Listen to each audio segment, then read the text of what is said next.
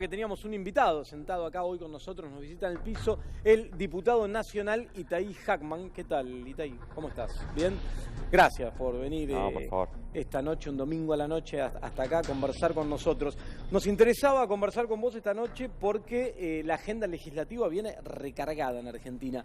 Para arrancar, sé que además tuviste mucho y estuviste trabajando muy activamente en este tema, que es lo que ya tuvo media sanción esta semana, el impuesto a las grandes fortunas. Contanos un poco acerca de esto, porque viste que está todo bastante convulsionado, hay algunos medios que, como están en contra del impuesto, instalan cuestiones, que esto va en contra de la inversión, que van a destruir, que la propiedad privada. Bueno, contanos para que entienda quien está mirando, vos que estuviste ahí, que lo trabajaste, que lo trataste, que lo votaste, ¿de qué se trata? Hay varias cosas que hay que aclarar para desmentir todas estas delirios, diría, que estuvieron circulando, ¿no? Primero, ¿a quién alcanza este aporte extraordinario, ¿no? Alcanza solamente a las personas que tienen un patrimonio declarado por encima de los 200 millones de pesos frente a la FIP, lo cual solamente, según las estimaciones que hizo la propia FIP, alcanza a 9.298 personas. Es decir, estamos hablando todo lo contrario de lo que se dijo. Esto no afecta ni a un pequeño o mediano empresario, a una persona que tiene un campo, un pequeño o mediano productor, que estuvieron haciendo mucho terrorismo mediático con eso. Obviamente, entre las 10.000 personas más ricas de la Argentina, no hay ningún empresario pyme o pequeño productor agropecuario. Estamos hablando de los más ricos de los más ricos. 200 millones de pesos. De pesos declarados frente a la FIP, que en la Argentina sabemos que... Y que además los inmuebles, vos sabés muy bien, se declaran a valor fiscal, no representan el valor real de mercado. Bueno, por muchas razones, solamente 10.000 personas superan ese umbral. Eso es el primer elemento. El segundo elemento es un aporte extraordinario por única vez. ¿Por qué? Porque estamos transitando un año absolutamente extraordinario, excepcional, en donde no solamente tenemos una crisis económica muy grave, sino que una de las consecuencias que tuvo la pandemia es que el Estado perdió recaudación. En parte porque se paralizó la economía y en parte porque el propio Estado decidió eximir de distintos impuestos a muchas empresas justamente para evitar que quiebren. Bueno, si el Estado recauda menos y tiene que gastar más, de algún lado tiene que salir ese dinero. ¿A quién se lo vamos a pedir? ¿Le vamos a pedir más esfuerzo a la clase media? ¿Más esfuerzo a los trabajadores? Aparte, a mí hay algo que me interesa. Algunos sectores de la que plantean la crítica en relación a esto son los mismos que después plantean la crítica, por ejemplo, en relación a se financian con emisión monetaria. Exacto.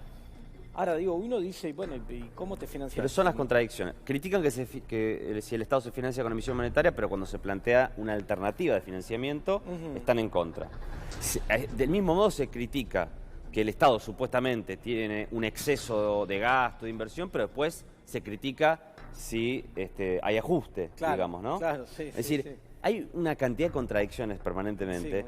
En este caso, además, no se presentó ninguna propuesta alternativa.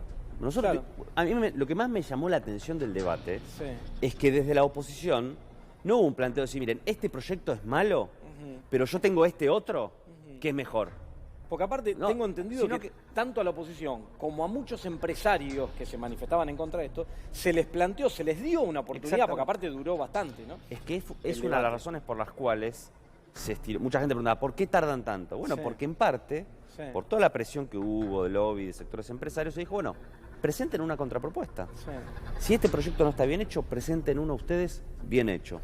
Nunca llegó la contrapropuesta, porque una de las mejores cosas que tiene este proyecto es que fue diseñado para lograr un volumen de recaudación importante, pero afectando a la menor cantidad de gente posible. Ese fue el cruce de variables. Más o menos, Itaí, ¿cuánto se estima, las estimaciones que se va a recaudar con este? Depende de varias cosas, porque el aporte extranjero, por ejemplo, tiene una sobrealícuota para los bienes en el exterior, pero si los traes del exterior, una parte te exime. Bueno, pero más o menos estimamos unos 300.000 millones de pesos. Es un volumen de recaudación muy importante. Es más de lo que el Estado gastó, por ejemplo, en los ATP. Es más de 3 veces el costo de un IFE. O sea, no es algo simbólico, estamos hablando de recursos algo que realmente tienen impacto, que además su destino está fijado en el proyecto de ley, o sea, dicen que se va a gastar. Y entonces la verdad, cuando uno escucha la oposición a esto, sin contrapropuesta, sin una alternativa, la verdad que es o estás defendiendo los intereses de una ultra minoría que además no le va a cambiar la vida. Yo te aseguro que a esas personas que van a... No va a dejar... Van a seguir siendo igual de ricos. No van a tener que vender ningún auto, ninguna casa. Sí, claramente. Mirá, un dato, vos que sos economista. Muchos corrían con que esto va a afectar la producción porque una persona a lo mejor va a tener que vender una máquina. La AFIP nos dio la siguiente información. Estas 10.000 personas declaran activos, el 42% de sus patrimonios en promedio son activos financieros líquidos. O sea, tienen, no inmuebles, máquinas.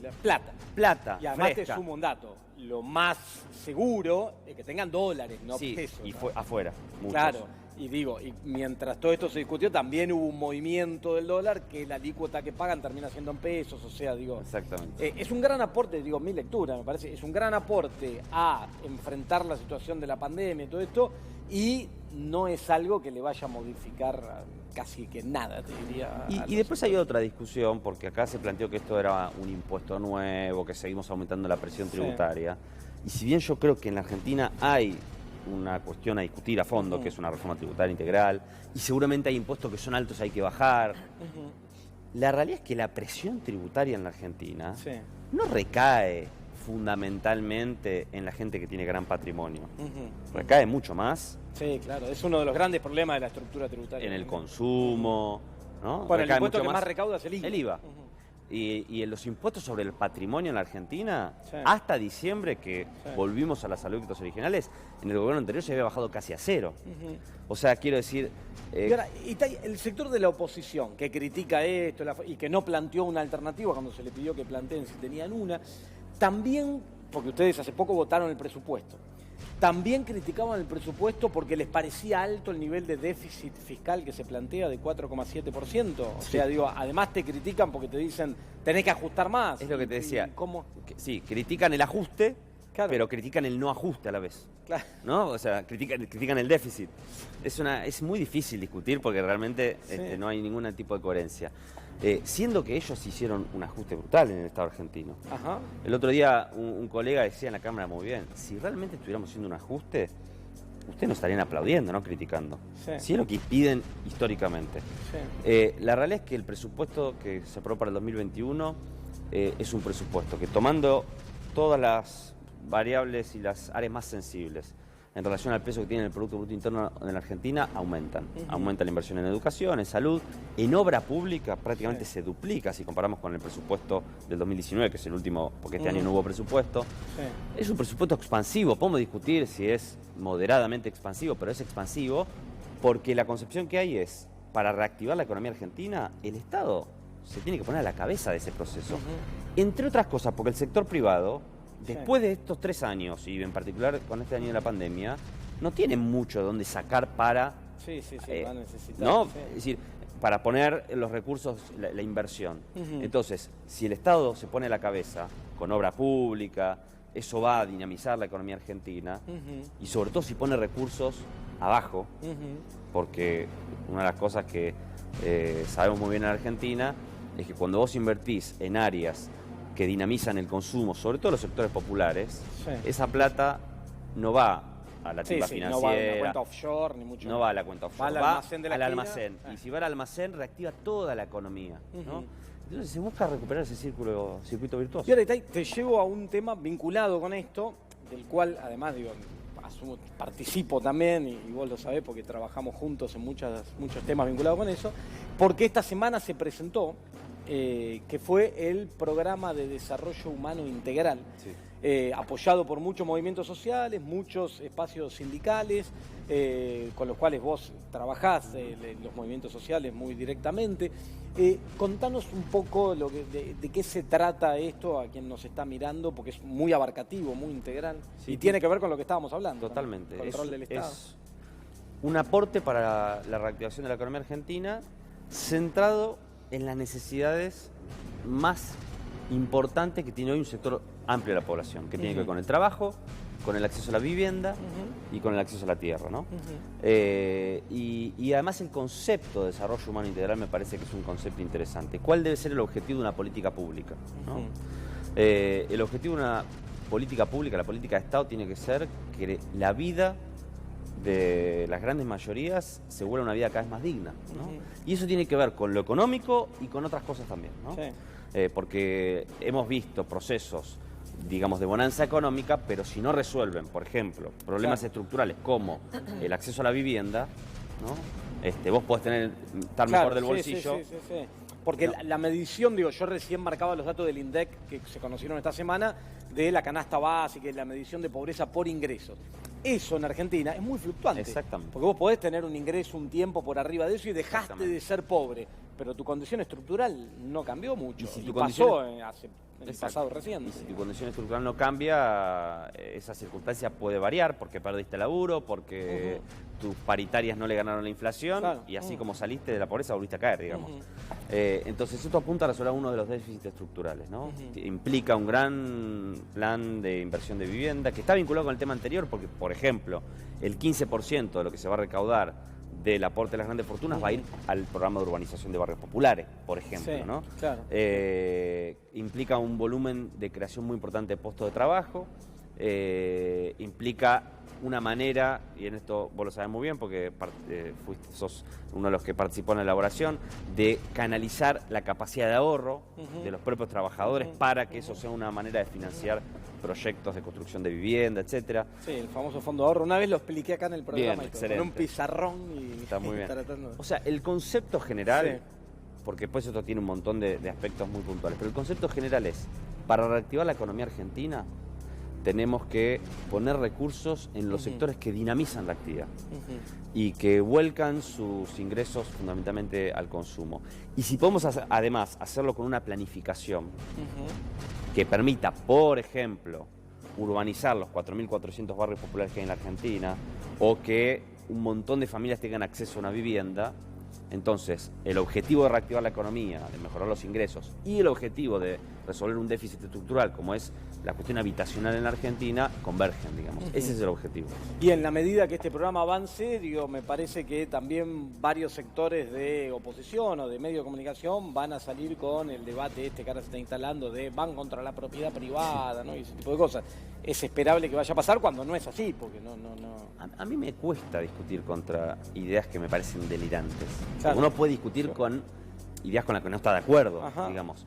Pero cuando del otro lado es delirio absoluto, es difícil debatir, porque uno siente que vive en dos realidades distintas. ¿No? Y en el último tiempo se dieron posiciones muy extremas que llevan a... Si discutir un aporte extraordinario, que hoy sugieren hasta el propio Fondo Monetario Internacional, ¿no?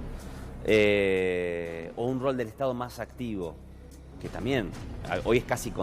Si eso nos lleva a discutir la instauración de un régimen comunista en la Argentina, hay algo ahí que se perdió, ¿no? Un contacto con la realidad, que la verdad que es muy difícil discutir. Pero me parece realmente delirante. Sí, y van apareciendo algunos espacios muy extremos que van en esa línea de concepto raro. Que ¿sabes qué me preocupa a mí? Y apareció con el debate del aporte de grandes fortunas, es un relato que viene creciendo de estos sectores más extremos, que calan en algunos sectores de la juventud, que no solo naturaliza la desigualdad, sino que invierte la relación. Para ellos, los sectores de mayor patrimonio, de mejores ingresos, son las víctimas de la sociedad, porque supuestamente son esquilmados por el Estado, para financiar a otra parte, que son los sectores vulnerados. O sea, invierten completamente el sentido común que cualquier persona ve. Una familia, una persona que vive en la opulencia y una persona que vive hacinada, y por lo menos si tenés un poco de sensibilidad social, decís, che, esto es medio injusto. Ellos le invierten. Para ellos la víctima es el opulento, y el victimario es el pobre tipo que vive en un rancho. Y además la crítica constante, porque por ejemplo, siempre la crítica se plantea en términos de cierto sector sobre, reciben subsidios, planes, no quieren trabajar.